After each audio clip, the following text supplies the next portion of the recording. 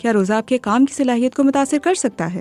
رمضان کے دوران جہاں بہت سے لوگ تھکن اور توجہ میں کمی محسوس کرتے ہیں، وہیں کچھ افراد کا کہنا ہے کہ روزہ رکھنے سے ان کی توجہ اور کارکردگی میں بہتری آتی ہے۔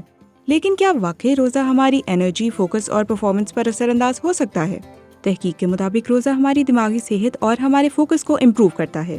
روزے کے دوران ہمارا دماغ کیٹوجینک غذائیت کی حالت میں آ جاتا ہے، جس کا مطلب ہے کہ ہمارا جسم کاربوہائیڈریٹس کے بجائے چربی کو توانائی کے طور پر استعمال کرتا ہے۔ نتیجے میں کیٹونز نامی تیزاب پیدا ہوتے ہیں جو ذہنی کارکردگی اور توجہ میں نمایاں بہتری لاتے ہیں۔ لیکن رمضان کے دوران کچھ افراد اپنی انہیلدی ایٹنگ ہیبٹس کی وجہ سے تھکاوٹ اور کمزوری کا شکار ہو جاتے ہیں۔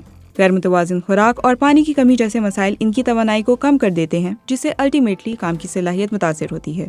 اسی طرح رمضان کے دوران تلی ہوئی اشیاء، چکنائی والے کھانے اور زیادہ چینی کے استعمال سے روزے کے فوائد کم ہو سکتے ہیں۔ ماہر غذائیت فاتن النشاش کے مطابق سحری کا کھانا نہ کھانا بھی ایک عام غلطی ہے۔ سحری دن بھر کے لیے توانائی کا ایک اہم ذریعہ ہے اور اسے چھوڑنے سے روزہ دار کمزوری محسوس کر سکتا ہے۔